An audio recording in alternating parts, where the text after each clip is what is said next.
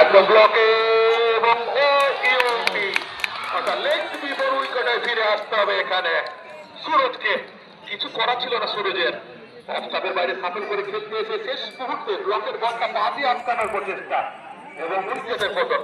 LBW হয়ে প্যাভিলিয়নে ফিরে আসছে সুরজ। আজ কিন্তু ব্যক্তিগত 8 বল থেকে 8 রান করে ফিরল।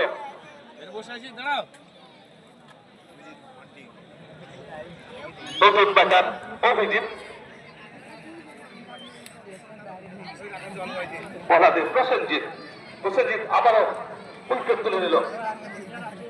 2টি উইকেট তার খাতাতে, যে 2টি উইকেটের পতন ঘটেছে 2টি উইকেটই কিন্তু প্রসেনজিতের দখলে।